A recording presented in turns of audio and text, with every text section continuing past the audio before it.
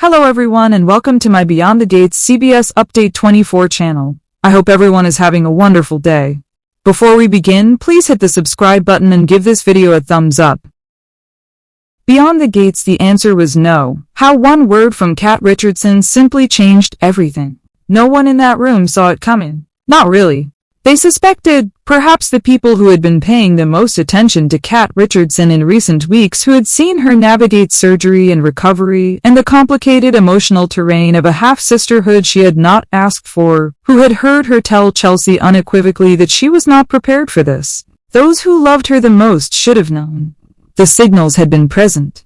But there's something about a man on one knee in front of a room full of relatives, with a ring, a question, and the full weight of genuine love all in one motion, that makes the audience want to believe the answer is yes. Even those who know better allow themselves to hope, if only for a moment.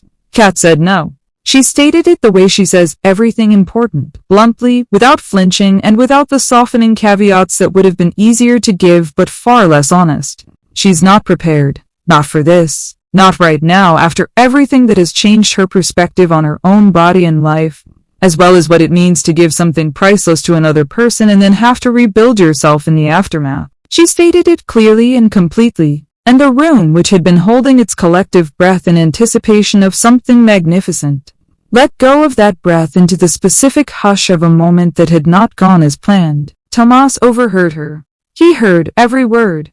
And the understanding that appeared on his face in the seconds that followed was not at first the generous and patient comprehension of a man who can meet her where she is. It was the specific, private devastation of someone who built toward this moment with everything he had, who had carried the near loss of her through the tornado and the surgery and the weeks of recovery, who had translated that near loss into the clarity of a man who knows exactly what he wants and has decided that the appropriate response to that clarity is action. And who has now arrived at the place where his action has met her reality.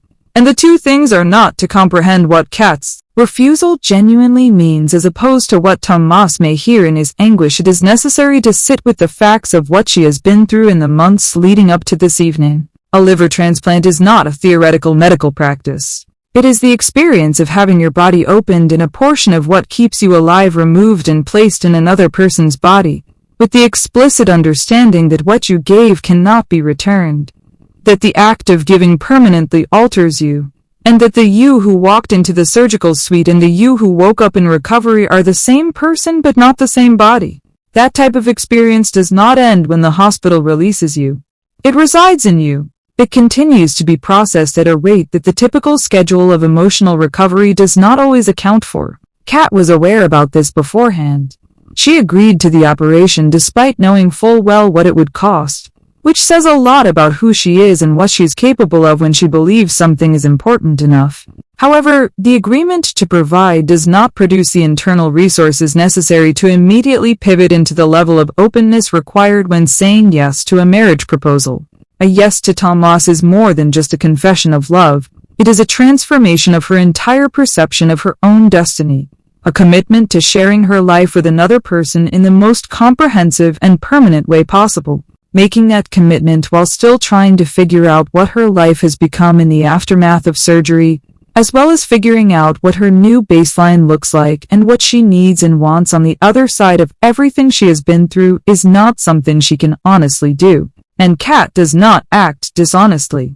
This is the portion Tomas knows about her and has always known about her, but his sadness makes it tough to apply effectively. Her no does not express the intensity of her feelings for him. This is not a door closing. It is the special honesty of a woman who will not say yes to something she's not ready for simply because the person asking her is someone she cares about, and the room is full of people who would celebrate the yes and the no, requiring her to disappoint everyone at the same time. Saying no in that moment, in front of her family, with full awareness of the cost to Tomas of hearing it publicly, is its own sort of courage, even if it does not feel like courage from Tomas's current vantage point. But Tomas's pain is genuine, and the novel does not urge us to reject it in favor of supporting Kat's decision.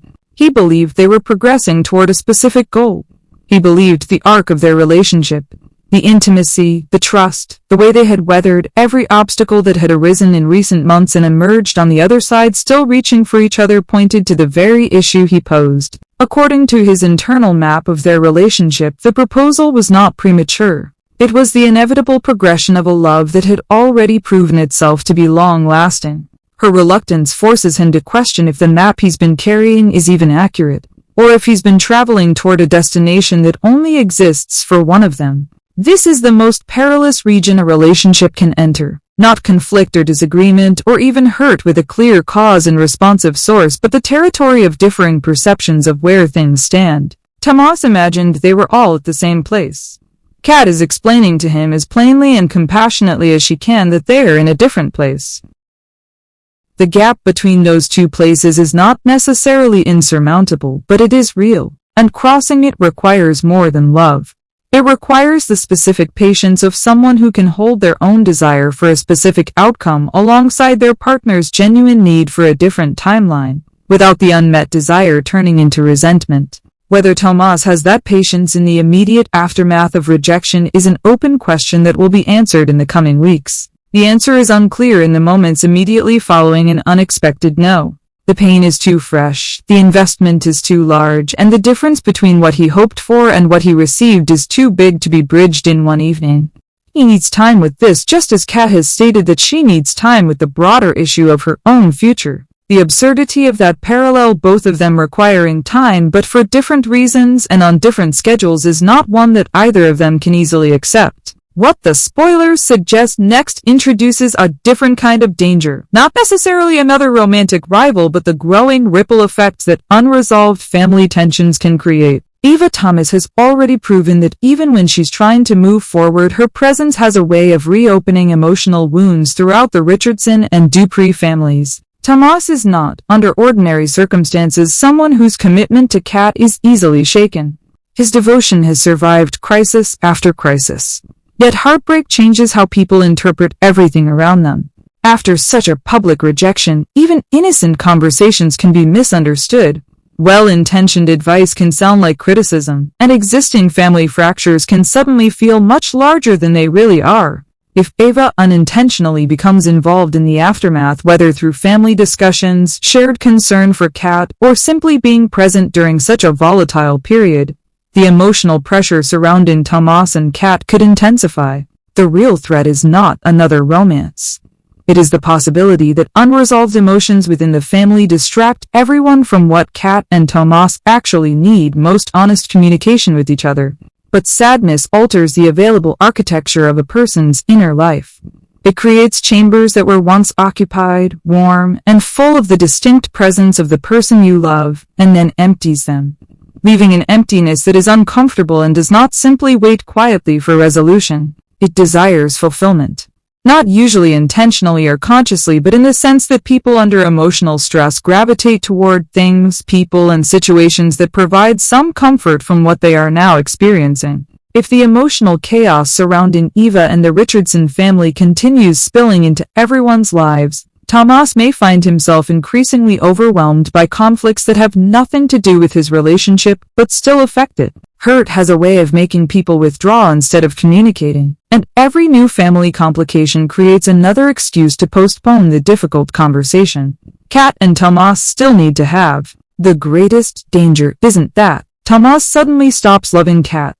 It's that outside drama slowly replaces honest dialogue until assumptions become stronger than understanding. The irony is that Kat's rejection was never intended to generate this opportunity. She wasn't directing Tomas toward anyone else. She was attempting to protect the integrity of what they had by refusing to say yes until she could truly mean it, before she was in a position where the commitment she was making could be made from a foundation of genuine readiness rather than the pressure of the moment, the room, and her love for a man who deserved better than a yes she could not sustain. Her candor was an act of love. The unintended consequence is that it leaves both of them emotionally exposed while the rest of Fairmont Crest continues dealing with its own complicated family conflicts. As Eva's place within the Richardson family continues evolving, every gathering and every conversation has the potential to pull attention away from the real issue facing Kat and Tomas. Neither of them intended for their private struggle to become entangled with broader family drama. Yet that is exactly the kind of complication that seems impossible to avoid in Fairmont Crest. There is also the issue of Chelsea, who has a delicate connection with the aftermath of this proposal. Chelsea warned Tomas. She stated plainly and repeatedly that a proposal at this time was not the proper move, that Kat had already been pushed to make enough difficult decisions, and that adding another massive decision to her rehabilitation timeframe was more pressure than love, regardless of Tomas's true intentions. Chelsea was correct, as it turned out, but being correct in this circumstance does not provide the same kind of gratification as it typically does. She's watching her cousin deal with heartbreak that has been exacerbated by the proposal's very public nature, and she is also watching Tomas deal with his own wound in real time. And she is aware that her relationship with both of them will require careful management in the coming weeks. The Chelsea-Kat bond has always been built on resilience. These two women have gone through enough together that a terrible night does not change who they are to each other. However, the fact that Kat's rejection of Tomas's proposal would take place in the same social milieu as Chelsea's planned wedding to Madison complicates matters. The timing that had Chelsea concerned before the proposal, the idea that Kat's engagement would divert attention away from Chelsea's wedding, has now been resolved in the opposite manner than anybody expected, and the conclusion has its own difficulty. Kat's note does not end the conversation. It is, in many respects, a conversation starter, and the talks it sparks inside the family circle will need navigation that no one is fully prepared for at the moment. What Kat requires in the aftermath of this is something that is truly difficult to supply in the unique social context of a family gathering that was supposed to celebrate her homecoming, but instead ended with a proposal she had to decline in front of everyone she cares about. She should be allowed to make the correct decision without always having to justify it. She needs those around her to understand that her no was not a verdict on her feelings for Tomas, but rather a statement about her own internal timeline, and that the two things, feelings and readiness, are not synonymous and should not be confused. She needs Ted to hear this directly from her, rather than through other family members. She needs Chelsea to make space for both her truth and Tomas's anguish at the same time, without taking sides and jeopardizing the three of them relationship. Most importantly, she needs Tomas to finally reach a point where he can accept her as a statement about herself, rather than a rejection of him. This is the work that love requires of people in the aftermath of moments like this one, separating what was said from what was feared it meant. Hearing, "I'm not ready," as a temporal statement rather than a permanent one, and understanding that the person you love is telling you something true about where they are rather than delivering a verdict on where you stand. If Tomas can do this work, if the version of him who loved her through surgery, recovery, and every complication before that shows up for this particular challenge, then what appears to be the worst possible outcome of a welcome home party becomes the start of a more authentic foundation. Kat's yes when she wasn't ready would have been the foundation of a shaky relationship. A partnership that survives Kat's refusal, that integrates her truth rather than forcing her to deny it, would be built on something far more enduring. But surviving a no needs Tomas to be the bigger thing that the moment demands, and right now, in the hours and days following hearing it, he is a man in anguish. Pain does not typically produce the finest thinking. Instead, it magnifies every misunderstanding, every awkward silence, and every unresolved family issue already surrounding the people involved. Those pressures not another person may prove to be the greatest obstacle Kat and Tomas have faced. Kat said no. Tomas heard it as a verdict. The truth is somewhere between those two perspectives, in the complex, unresolved zone where all the most important relationship decisions reside. And Fairmont Crest, which has never made navigating that territory easy for the people who live there, is about to demonstrate once more what it looks like when two people who genuinely love each other are forced to decide whether love on its own is enough to bridge the gap between what one of them is prepared for and what the other one requires. The solution to that question is not yet clear. But the question itself, lying on the living room floor of the Dupree house after a ring was returned to a pocket and a room slowly emptying of its celebration energy, is the most crucial one Tomas and Kat have ever had to face. It turns out that coming home is seldom as easy as going through the door. Tomas holds the ring in a partially opened wound. Kat has the correct answer, but it comes at a cost she did not anticipate. And somewhere in Fairmont Crest, the next wave of family complications is already beginning to build. Whether those complications come through Eva's evolving place within the family, Ted's efforts to hold everyone together, or the emotional fallout still spreading through the Dupree household, Kat and Tomas are about to discover that recovering from one painful moment is often harder than surviving the crisis that caused it.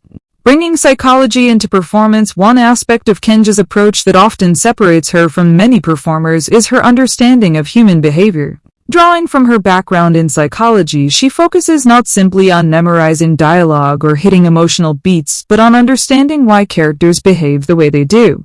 That perspective has become especially valuable in portraying Dr. Madison Montgomery. Madison frequently finds herself balancing professional responsibilities with emotionally difficult personal situations. She's often called upon to comfort patients, support friends, and navigate complicated family relationships while maintaining composure inside Garland Memorial Hospital. Rather than presenting Madison as a one-dimensional medical professional, Kenja consistently adds subtle emotional layers that make the character feel believable. Fans have responded positively to those quieter moments where body language and facial expressions communicate just as much as dialogue. It's an approach that reflects an actor interested in authenticity rather than simply delivering lines. Music never left the picture, although acting has recently placed Kenja in front of daytime television audiences. Music has remained a constant throughout her artistic life. Long before releasing original material, she frequently shared musical performances that showcased both technical ability and emotional sensitivity. One performance in particular generated significant attention among soap fans. Kenja joined fellow Beyond the Gates cast member Najah Jackson for a cover of For Good from the Broadway musical Wicked. The duet immediately resonated with viewers. Fans praised not only their vocal chemistry but also the genuine friendship that appeared to translate naturally into the performance. Social media quickly filled with comments expressing surprise that both actresses possessed such polished singing voices. Some viewers even began jokingly campaigning for an entire musical episode of Beyond the Gates. Thanks for watching. If you like this video, please don't forget to subscribe my channel without missing any update.